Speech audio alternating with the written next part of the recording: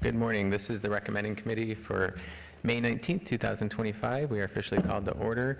And Ms. Jackie, are we in compliance with the open meeting law? Yes, we are. Wonderful. And item number 3 is public comment. Comment during this portion of the agenda must be limited to matters on the agenda for action. If you wish to be heard, please step forward now.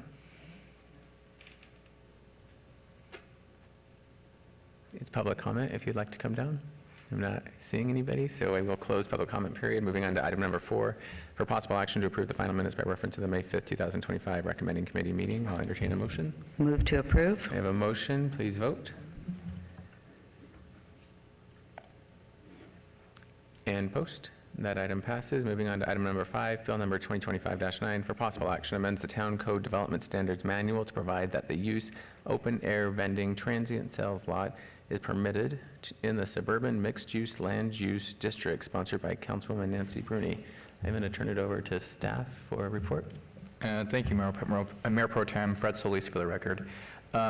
This bill will allow the open-air vending transient sales lot use in the suburban mixed-use special land use district within town center with a special use permit. This change will allow for farmers markets, mobile food vending, and similar uses within this district. The proposed use will be compatible with the intent of the suburban mixed-use special land use district, subject to minimum special use permit requirements. Thank you.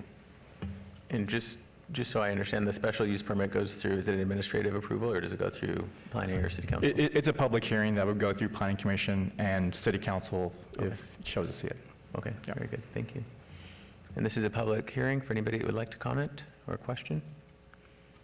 Hearing and seeing none, I'll close the public comment period and entertain any questions or requests up here. Hearing and seeing none, Councilwoman Bruni, this is yours if you'd like to motion. Thank you. I would like to make a motion to approve bill number 2025-9. There's a motion, please vote. And post. And bill number 2025-9 passes, and this will be eligible for adoption at the City Council meeting of June 4th, 2025. Moving on to item number 6, bill number 2025-10, for possible action amends LVMC 19.12.1.1, LVMC 19.12.120 to adjust the standards for on-premise signs with off-premise messaging that may be approved in connection with convention facilities. This is sponsored by Mayor Shelley Berkeley, and I'll turn it over to staff. Thank you, Mayor Pro Tem Fred Solis, for the record. This bill proposes to adjust the standards for on-premise signs with off-premise messaging in conjunction with convention facilities.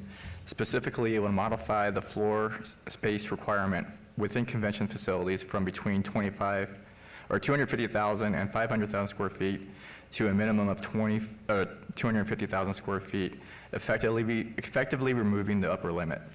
In addition, this request removes the provision prohibiting such signs from being facing or being visible from the freeway or expressway travel lanes. Thank you. This is a public hearing for anybody who would like to comment. Please state your name for the record.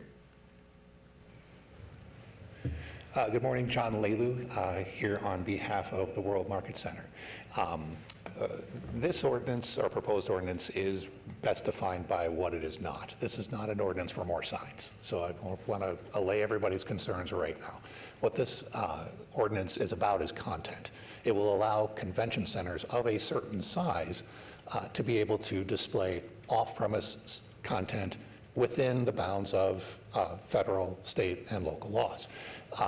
Currently, the way the ordinance is drafted, World Market Center in particular is excluded from being able to take advantage of displaying off-premise messaging, consistent with what other competitors are doing in the county, for instance. This text amendment simply brings the city in line with what everybody else is doing and allows the World Market Center to display off-premise content on its existing entitlements, consistent with federal, state, and local laws. Thank you. Thank you very much.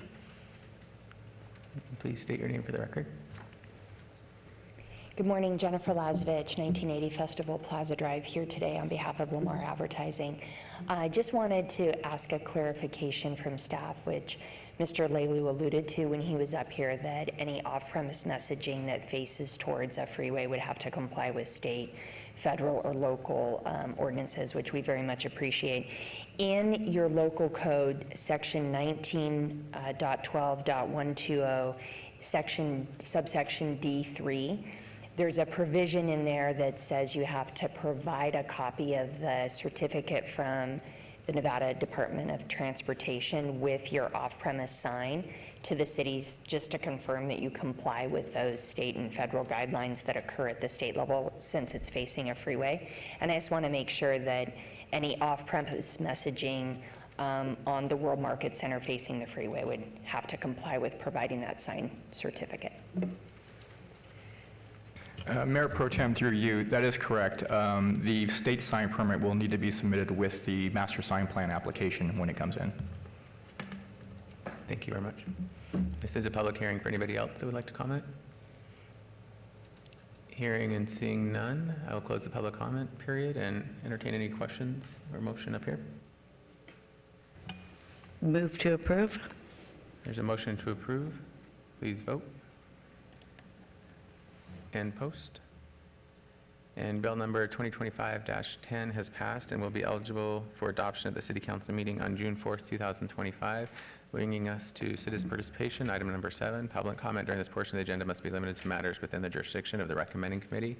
If you would like to make a comment, please step forward now.